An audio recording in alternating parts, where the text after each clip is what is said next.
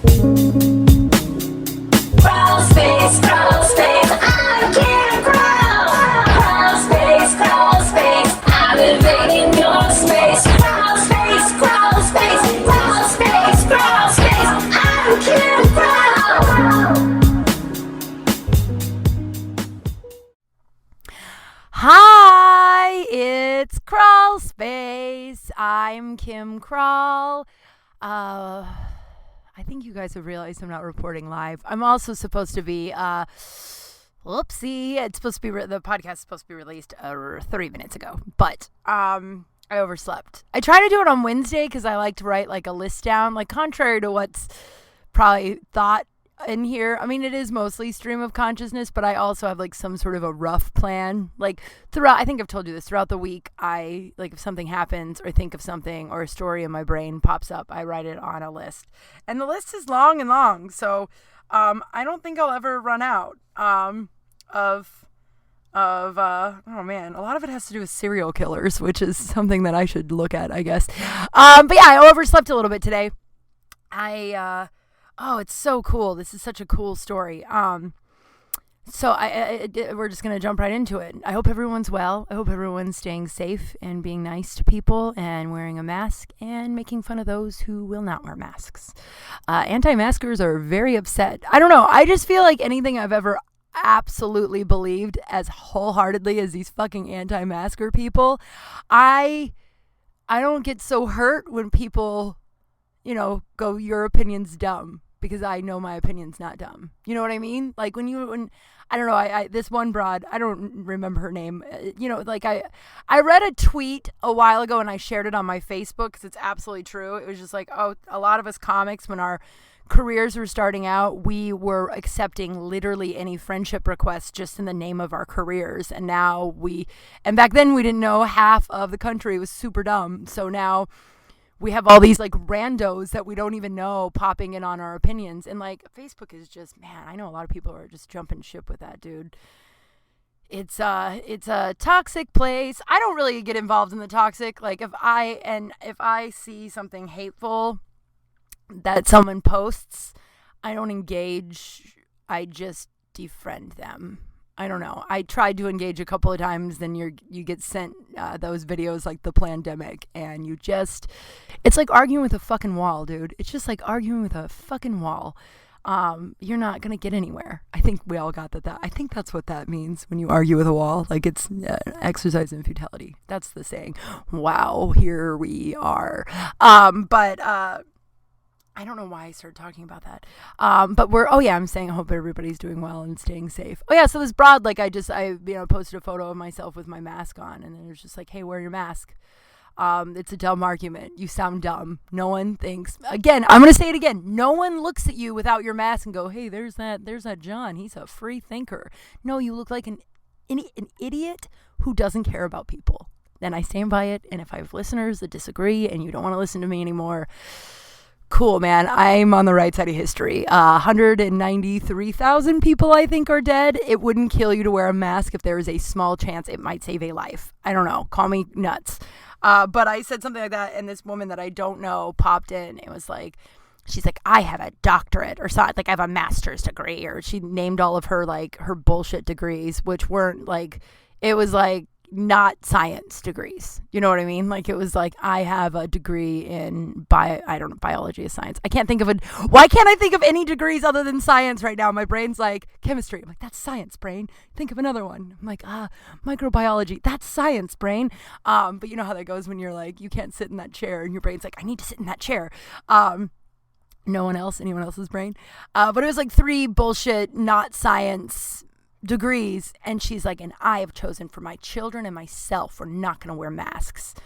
And she's like, and you calling me dumb is mean.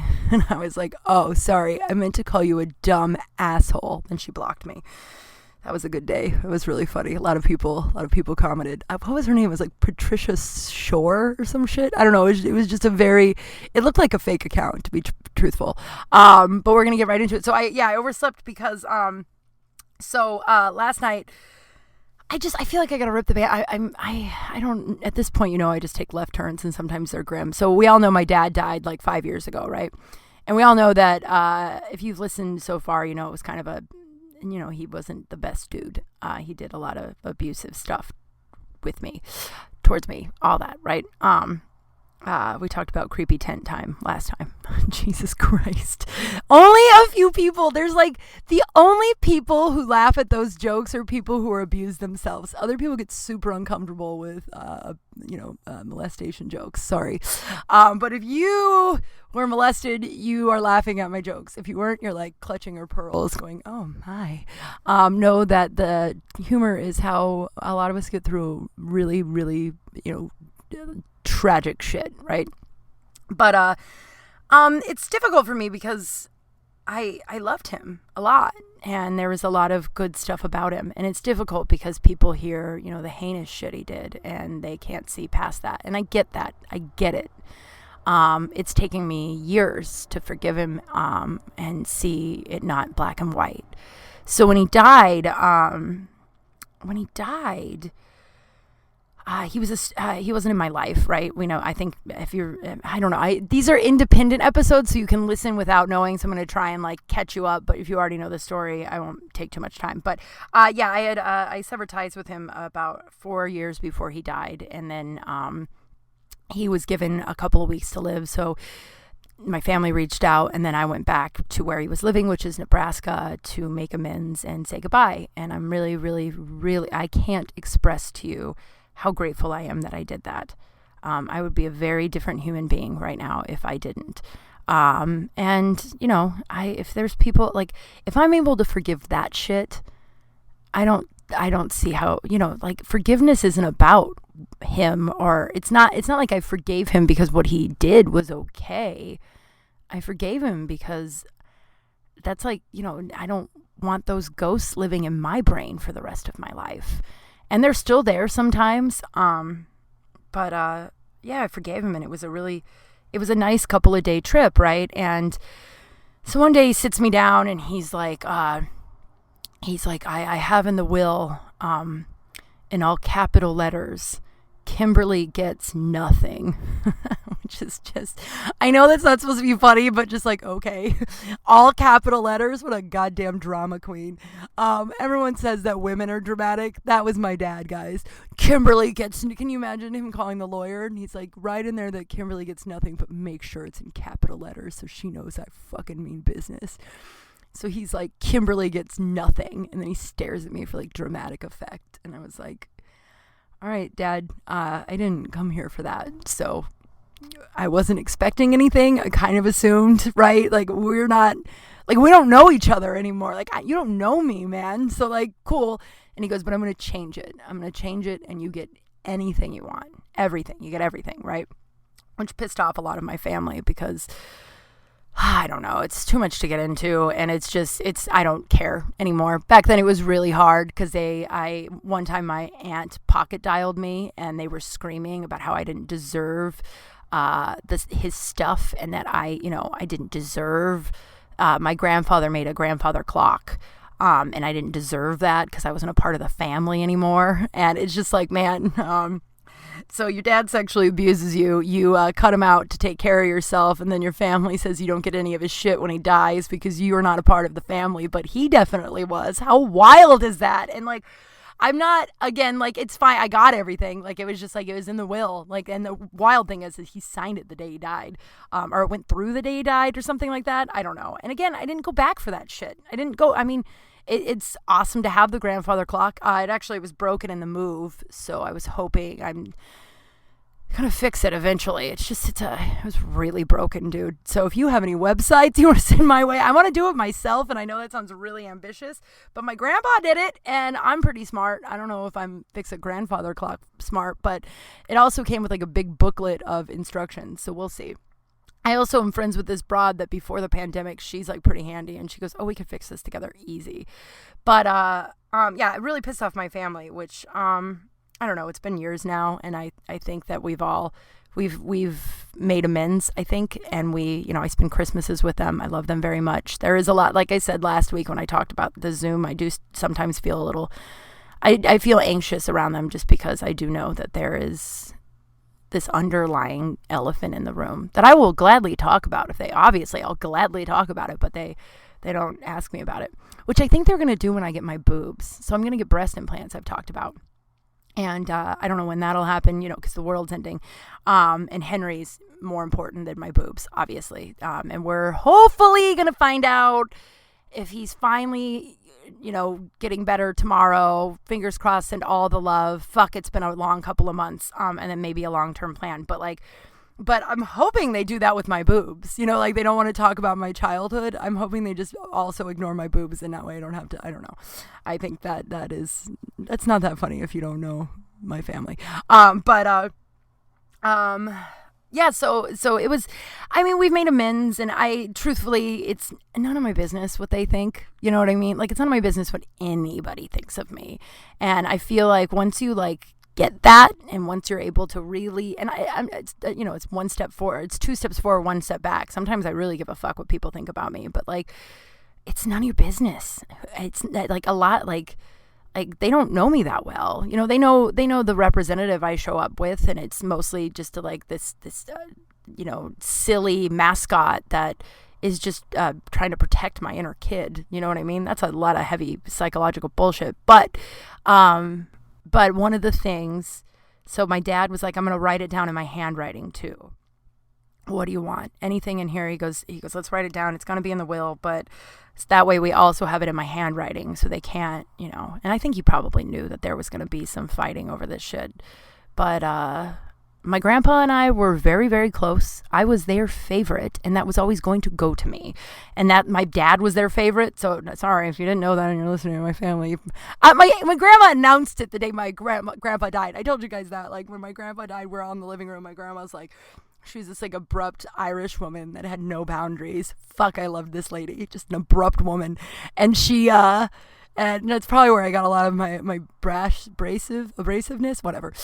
She comes in the living room and she goes, Kimmy, I need you back in the bedroom. There's some stuff that Papa wanted you to have. And cause you're our favorite. And it was really quiet. And then she looks at everyone and she goes, you all don't know, we don't love her the most. And I was like, I think they know, but none of us talk about it. Everybody has a favorite kid. You know what I mean? So, he starts and he goes, this is why I overslept today. Here we go. Very long, 10-minute story to get here. But he goes, well, let's write down the records, the record player and the record, collection. And I was like, really? And he goes, you have been talking about me dying since the 3rd grade to get your hands on these records. My dad had, now I guess I have, one of the coolest record collections out there. I told my neighbor about it last night, and she goes, ooh, if we're ever hard up, we'll break into your place and sell them. And I'm like, ugh, I don't think I should tell a lot of people about these records. The original Sticky Fingers with Rolling Stones with the zipper, right? I think I got to get it insured. There's fires all over the place and floods and shit. And I'm like, I don't know. That's a whole other story for another day. But his amp died. He had his amp from 1965 till 2 weeks before he dies, right? Or 2 weeks before his diagnosis. And he's so a month before he dies. And that's 2015. Wild, right? And he's like, well, the amp doesn't work anymore, so we'll just get rid of that. And I was like, I don't want to get rid of either of those things. I'll just take them back to LA and I'll figure it out. I live in a much bigger town than Nebraska. I'm sure there's someone somewhere that can fix this amp. I don't think we should just throw it out. Oh my God, I'm getting all hiccupy and burpy. I always wonder when I get burpy and hiccupy in here if I puked, how funny that would be.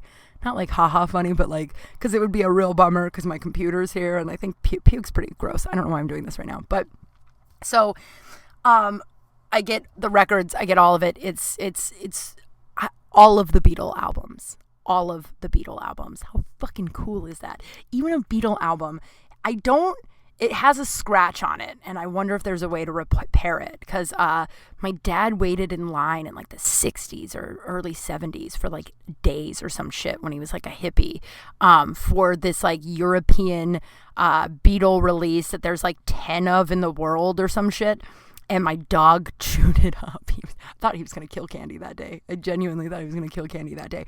But so my buddy Whitney I talk about him sometimes. Hi, Whitney. And my buddy Whitney, for my birthday this year. So I've been, much like the grandfather clock, it's been 5 years and it's just been sitting in my apartment, the records and the record player. And I'm just, the first year it was like grief and shit. And then, you get busy. And if you've never had a record player, you don't really miss having a record player. So it's not really like a top priority, right? So this year for my birthday, he's like, what do you want? And I was like, this may be a little out of left field, but will you help me get this amp fixed?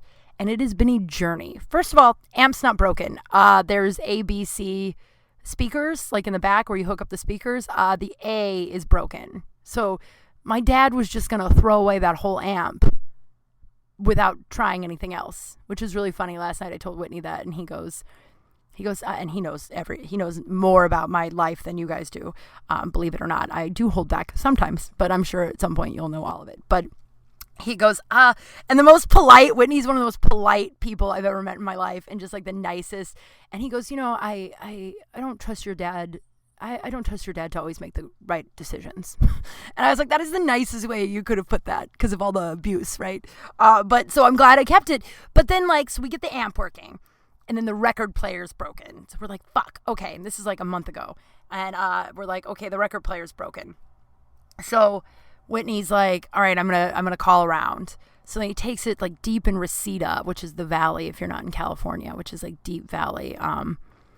And finds this guy who repairs records and record players. And the guy was like, this is a fucking collector's item. And he was like, he fixed it. He fixed it. I asked Whitney why he didn't take a picture of this guy. Don't you kind of want to know what he looks like? A guy who just fixes record players for a living? I just wanted to know what he looks like.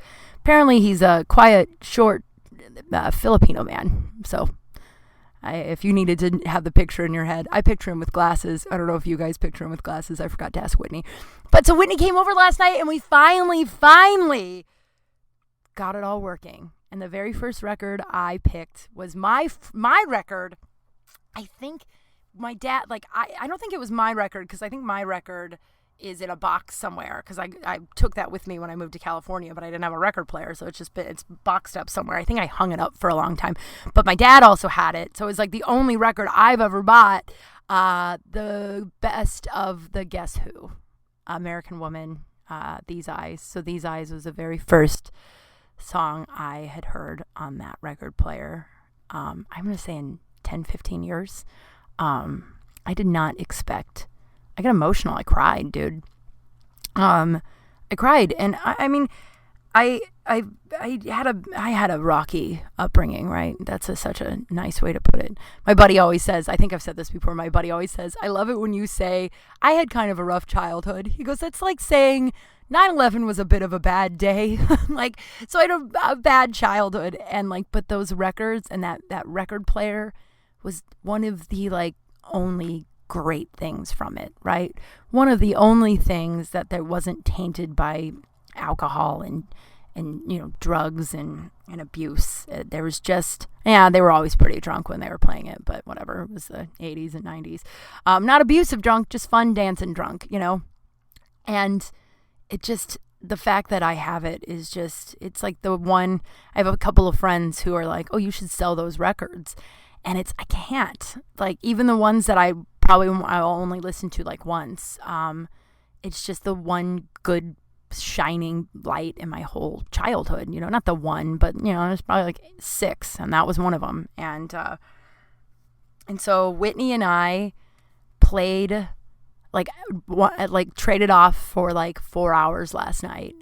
Just okay, it's your turn. And then we played a lot of Beatles, the band, Guess Who, Rolling Stones. It was just cool. Had some beer, some nice whiskey, and just talked. And it was just really, we sat on my porch because it wasn't too hot out. It was just a lovely night. It did go till 1 a.m, and I'm an old broad, so I overslept. But and that's why we're here and 22 minutes late now for the podcast. But so fucking cool, man. So cool. It's just I'm excited. I played Rubber Soul this morning while I was getting ready. So fucking rad, right? Let's take a left turn. You want to know about my date last week? It was a date. Oh, guys. All right. Well, I'm gonna try and tell it to you. It's a little. Let's just say it was a date, and this guy is not the droid I'm looking for. I don't understand why I don't listen to that voice.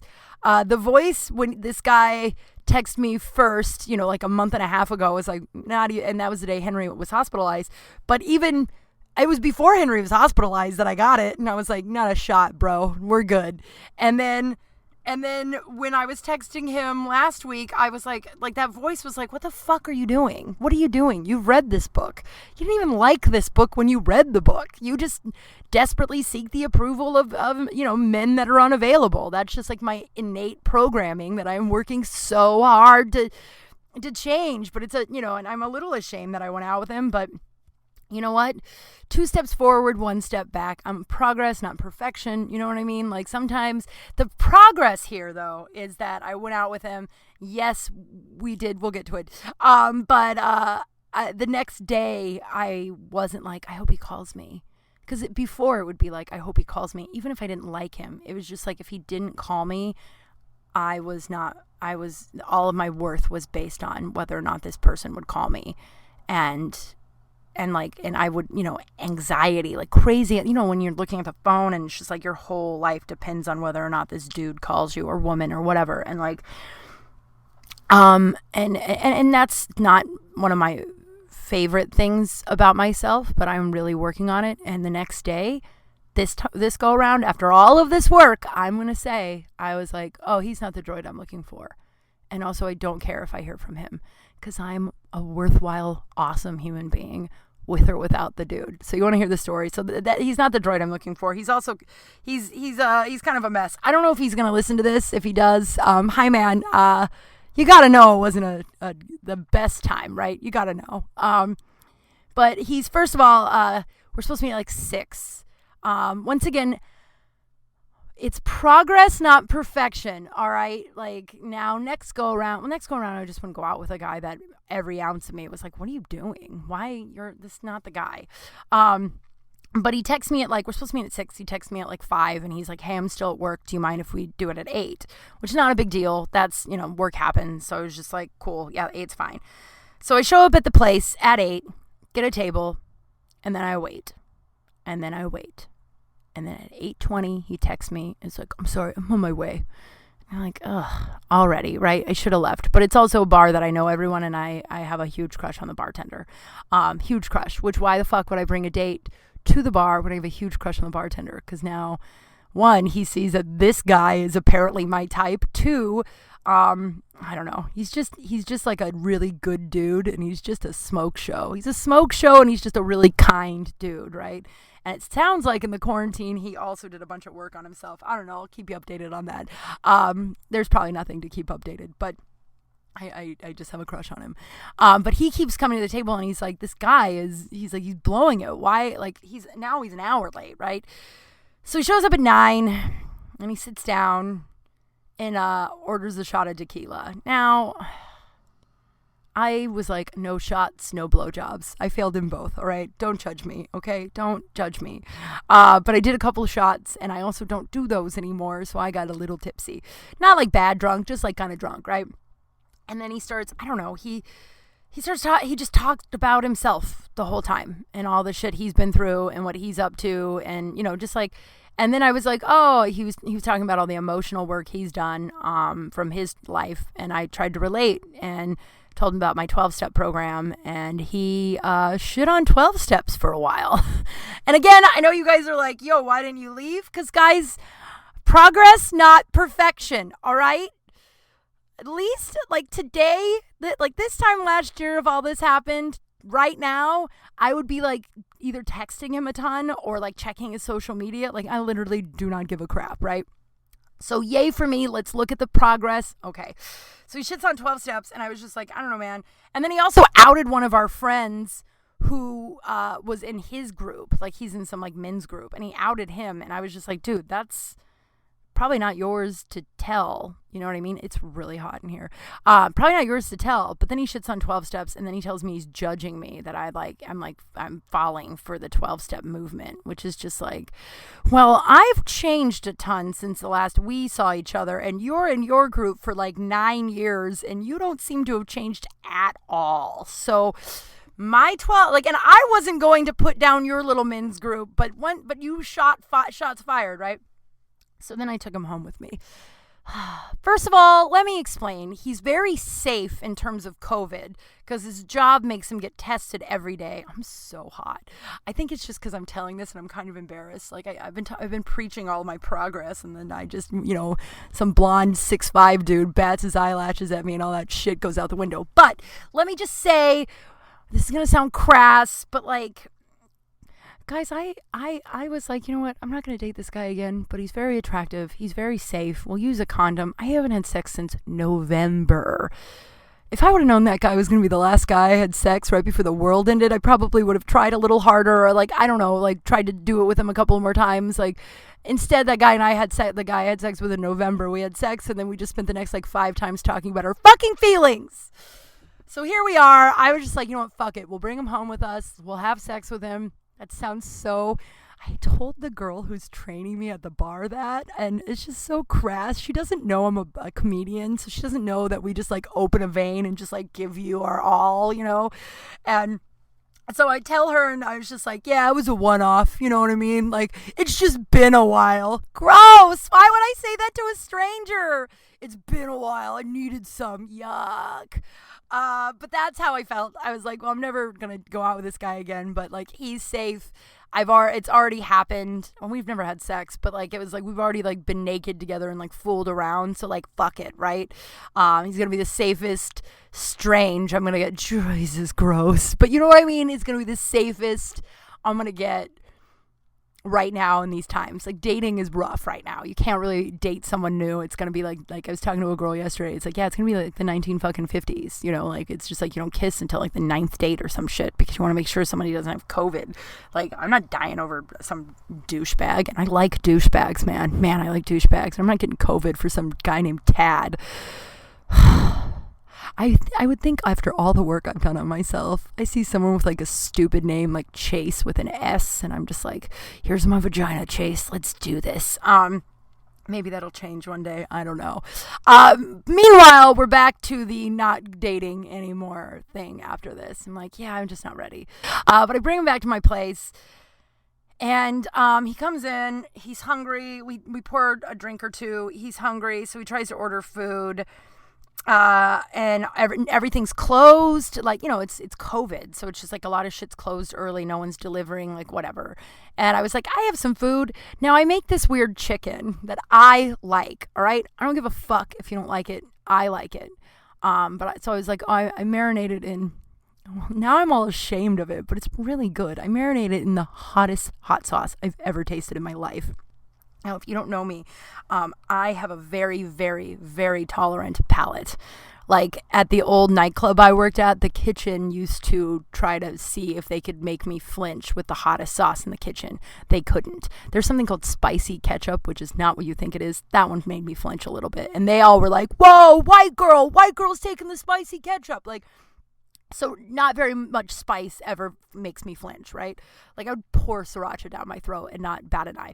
And so the hottest hot sauce I've ever tasted, it's some weird habanero something from Trader Joe's of all places. Like, I took anyway, I marinated it in that and also brown sugar. And I think it's delicious, but he pulls it out and he's just like, he like shit on my fucking chicken, right? He's like, this is disgusting. He's like, I used to be a chef. Like, I know exactly, like, if you need me to help you learn how to cook, I can help you learn how to cook, but this is just inedible. And I was eating a tortilla, so I was just like, I'm fine, I don't care. So then we decided to go to bed. Now, let me explain this. Like, this is gonna, like, for those of you who are listening, obviously, if you're listening to this, you're listening to the whole thing. Now, let me just explain what happens next.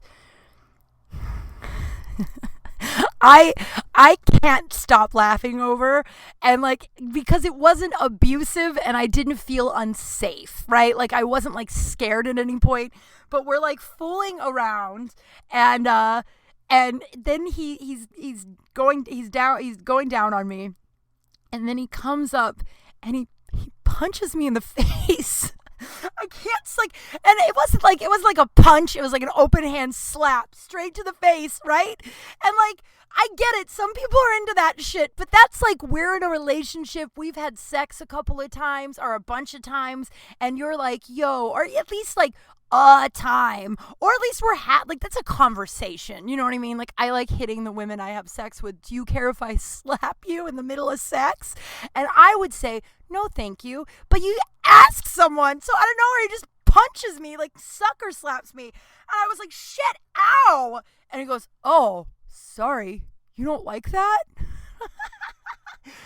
I know that's like, a lot of people are like, he hit you? I would have kicked him out. Like, again, it wasn't like I didn't feel unsafe, like he was gonna do something next. It just was like a weird, you could tell it was like a weird reflex. But his reaction was like, you don't like that? Like, Whitney and I were talking last night, like, it'd be like if he put it, like, we were kissing and he put his tongue in my mouth and I was like, what the fuck? And he was like, you don't do that? Because that's what everybody does, right? So, like, it was just so weird. And then it was just like, all right, so we're trying to fool around some more. And it's so funny. And I know that, like, if you're listening, you're like, Kim, you should have kicked him out. Again, like, I don't know how to describe it. It wasn't like scary. It was just really fucking weird. And he didn't do it again. He was just like, well, all right. Like, he was so like confused. He was like, all right, I guess I won't hit you again. And I'm like, yeah, don't hit people. So then we're trying to have sex. He's just like, it's just not working. And he's just like, I'm just really tired. I'm like, yeah, me too. So the first time I've been touched in, since I haven't been kissed since November. Actually, John and I, when we talked about our feelings, we'd kiss quite a bit. But I think that was I met Seattle, the guy who broke my heart and ghosted me. I met that guy in like December. So I don't think I've been kissed since like December. So the first time I got kissed was this guy. Turns out also, and then he got up really early. He's like, I gotta get out of here. I'm like, okay. And then he like stormed out. At least this time he left the door open and didn't steal one of my sweatshirts. So, and then late night, a couple of days later, he liked a photo or two of mine, one photo, whatever. But that's like douchebag code for like, I'm still here. Like when people do that, they want you to be like, oh, hi, I saw that you liked my photo. It's 1 a.m. We're both up. What's up? Never again. Oh, and then he also told me this was nice before he hit me. I hope you guys are laughing and you're not like worried about me. Because like, I don't like that. I was like, whoa, what are you doing? And it wasn't like an unsafe. I was so nervous to tell this story because I don't want you guys to think that I'm like, I was too scared to tell him not to hit me, like, or to kick him out. It just wasn't abusive. It was just weird. It was just super fucking weird. And then his reaction to my saying no thank you was even weirder. But he did tell me, like, in the night, he goes, look, I can't, I feel like I owe it to you. Like, I'm not over my ex. And I was like the ex that you guys broke up like 4 years ago? I'm totally airing all of his shit. I'm not saying his name, so. And no one like Whitney knows that I went out with him. No one else. Like, I haven't told anybody anything other than Whitney, right? So I will tell you Whitney's name. So if you want to find out his name, maybe Whitney will talk. I doubt it. And also, you probably don't care that much. But so if this guy's upset, like, I'm not giving your name. No one knows we went out. You're fine. Yeah, he said he wasn't over his. I'm like the girl that broke up with you like 4 years ago. He's like, we still talk, and she's one day gonna be ready for me. But I do appreciate he was telling me that. He goes, I'm telling you that because you're a great girl, and I don't want to like lead you on. Like, this isn't gonna be. And I was like, why'd you call me then? And he goes, I honestly didn't think that, like, sitting here, I'm like, oh, I'm not over that girl yet. And at that point, he was at my place, and I was just like, I'm on a level with you, man. You are not the droid I'm looking for. So, I'm cool with that. Let's get it on, because I haven't been touched in months. And then that's what happened. So that was the date. It was a date, but it won't happen again. And another one bites the dust. That guy bit the dust though like 5 years ago. Why would I go out with him again? He didn't hit me in the face 5 years ago. I really hope you guys are laughing at that because I tested the waters last night with Wit and I was just making sure because I know that sounds, I don't know, man. Oh, so fucking funny. Okay, so I'm in Instagram jail. I'm in Instagram jail, like semi-jail. This is so fucking stupid. So Instagram will make a list for you of inactive accounts or accounts that you don't interact with, right? So it was 300 or 400 accounts that are inactive. So I was just cleaning up my follow list and I unfollowed all of them. And then I like every photo on my page because 1, I like to support my friends and I like to give them love, and 2, yeah, that's it. I just like to get, if I'm following you, that means I want to give you love. So apparently loving all of my friends and people I follow's photos and combo of unfollowing 300-400 people, Instagram thinks I'm a robot, and so I've been suspended for a week. I contested it. They never responded, but let me tell you, 4 random dudes have sent me back-to-back dick pics that in the same 48-hour period I reported to Instagram. They definitely responded to me right away to let me know that doesn't hinder their community guidelines. Sending a dick pic, they're trying to catch up the law with technology as that's an assault. That is an you're not allowed to walk around on the street and show people your dick. So you're not allowed to do that in DMs, but the law hasn't caught up with technology. So Instagram thinks that me cleaning up my follow list and liking my friends' photos, which is my right to do because it's my fucking Instagram, goes against their guidelines. But 4 separate dudes are just block them if it bothers you that much.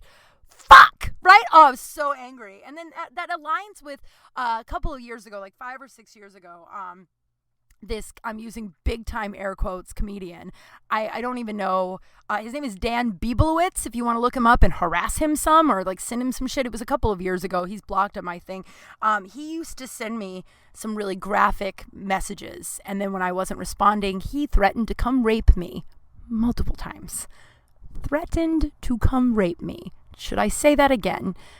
So I posted about it on Facebook. A friend of mine messaged me and was like, report him immediately.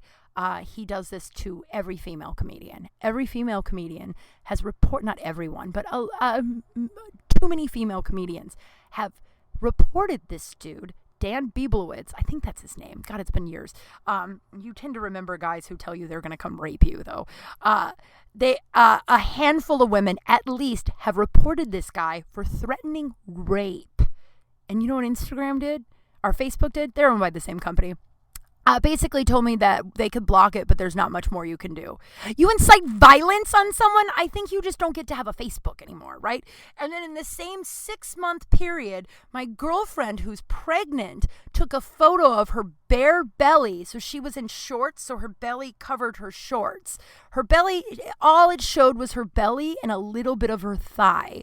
And Instagram put her in Instagram jail for a month because this bitch went against their fucking guidelines. I'm so angry, but there's nothing I can do. And I don't need Instagram, but it's good for it's good for this. And I've been contacted by people to get more crawl space out there in different ways. And it's because my Instagram following is growing. So that just means the podcast is growing. So I do need Instagram, but Jesus Christ, right? And I don't know, my girlfriend was just like, yeah, that's just ran by white straight males.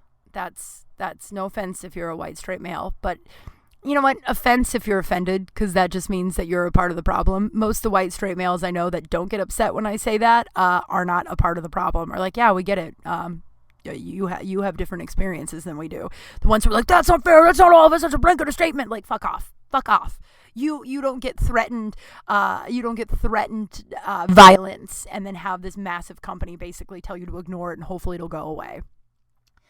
I don't remember. Oh yeah. So I won't be posting any photos for a week. I'm really bummed out. I don't, if you have any idea how I can contact Instagram to actually make a real complaint and maybe talk to someone, because this is not okay. it's just really fucked up. And not because I don't get Instagram for a week. I don't care about that. It's just like the hypocrisy is fucking bananas. And I'd like to talk to a human. I also don't want to get like completely banned from Instagram. So maybe I ought to just cool my jets and just like wait out my punishment. Just Jesus Christ, right? What do we talk about? We're gonna wrap this up pretty soon. This was a fun hour, right? I got curlers in my hair. I'm about ready to go over to a girlfriend's house who is an insane makeup artist and a really good like stylist. And we're going to take a bunch of modeling photos. She's done a couple, like if you go to my website, she's done all the blue and pink ones. And today we're going to wear my wig, and I don't know, I'm pretty stoked about it. So I have curlers in right now because I'm a little late. So I don't know. We'll see what happens. I'm very excited. The new job is all right, guys. It's okay if you're wondering. I don't know. We're going to see. It feels like it's just Big Wings 2.0, but I'm trying to be grateful and open-minded, and we'll see what happens. I don't know. There's already some like weird comments that have been made. Not bad comments, but the girl who trained me, basically. So apparently everybody, like, you know how a couple weeks ago or last week I was kind of like bitching about how the manager, who by the way turns out to be he's awesome, he's great. See, and that's the thing, everyone that works there is super great. But now after this girl's comment, I'm like, are you all just being nice to me because I'm friends with the owner? Like, are you all just, which is really bad for a comedian, by the way, because that means they just let me talk and talk and talk, and that's when I say things like it's been a while to a stranger. But she, you know, I said everyone, they were like, oh, well, we need servers, not bartenders. And you know, I set the boundary, like, I'm not a waitress. There's nothing wrong with being a waitress. It's just not my gig, and I haven't done it in a decade. I don't want to do it, right? So I met one of the guys, and he walked away. I was like, oh, I thought he was a bartender. And she goes, oh, he's a server too. I'm like, oh, he serves too? And she goes, I'm going to be frank with you. You're the only person that doesn't have to serve. And it's only because you know Joe. And like, it was such a like, ugh. But then I was like, yeah, all right, cool. Well, if he would have, like, if it was like, oh, you got to serve, I wouldn't have worked there. I would have said, no, thank you. Right.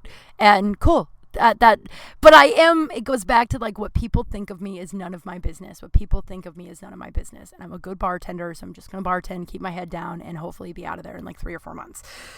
Fingers crossed, still looking for another job, guys. Send me all of your leads if you could. That also leads me, okay, so we're going to do the poop scoop. Before I recorded today, I do a mic check, and I did some singing, and not bad at all. I'm not ready to share it with you. Not that I like wrote anything. I did, just kidding. But that got weird real quick. And we're going to do the poop scoop, and I'm going to read someone else's poop scoop. So I've gotten a bunch, so if I'm not reading yours this week, don't worry, you're in the queue. But if you want to send me, okay, these are the things I'm going to ask for if you want to send me. You can send me your poop scoop. I'd love to read other people's, your one lucky broad. So send me something that you're grateful for. Also, if you have any job leads. And email it. I got an email address. My buddy wants, I'm going to give him credit. This is Whitney. He says that if you're going to send me poop scoop, you shouldn't DM me. You should BM me. Yeah, he said he laughed for 30 minutes over that one. It's pretty funny. Comedy has ruined how I laugh at some stuff, right? Also, I already laughed at it, so I can't laugh at it again. I mean, I can, but okay, whatever. It was funny. But email me all that stuff. I have an email address. It's KYMKRAL space, like SP, like kymkralspace. So kymkralspace, SPACE. Why can't I spell space like off the cuff? Whatever. At gmail.com. So send me all that, and if I don't read it right away, I will read it, and I am very excited to read you, oh no, where is it? All right, this one's a short one, but it's international. I think the last week one was international too. Maybe if you send me your international poop scoops. Okay, weird poop story. I'm just going to read it straight out what they read it, and I skimmed it. I try not to read it when you send it to me, because I want to like read it like in real time for you guys to see how I react to it, right?